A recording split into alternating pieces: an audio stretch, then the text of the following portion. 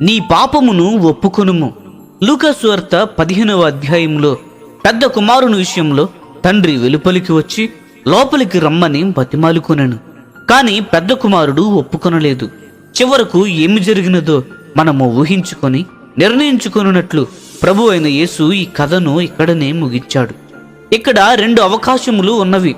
ఒకటి, తన తండ్రి మాట విని తల ఎత్తుకొని ఇంటిలోనికి వెళ్ళుట.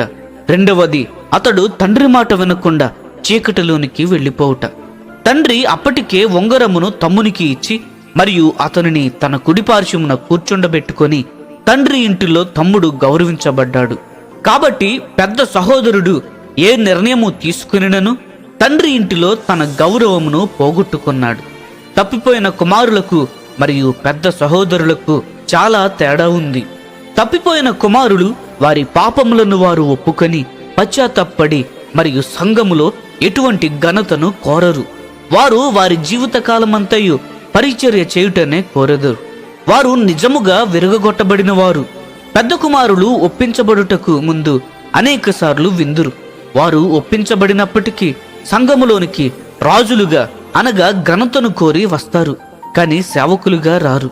తాను పాపము చేశానని సౌలు రాజుకు తెలియను, కానీ సమూయేలు దగ్గర తన పాపమును రహస్యముగా ఒప్పుకొనుటకు ఇష్టపడ్డాడు. అతడు సమూయేలుతో ఇలాగు చెప్పాడు, నేను పాపము చేశాను, అయినను నా జనుల పెద్దల ఎదుటను ఇశ్రాయేలీయుల ఎదుటను నన్ను గనపరచుము.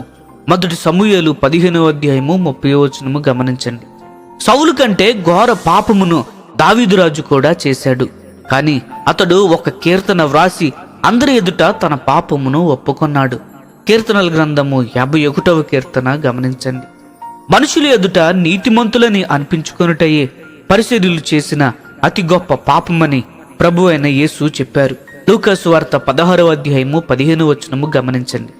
అన్ని పాపముల కంటే ఈ పాపమును దేవుడు ఎక్కువగా ద్వేషించును.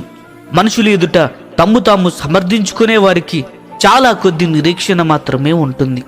పాపులకు దేవుని వాక్యము ఎల్లప్పుడూ ఇలాగూ చెప్పును, నీ పాపమును ఒప్పుకొనుము. ఇర్మియా గ్రంథము 3వ అధ్యాయము 13వ వచనము గమనించండి.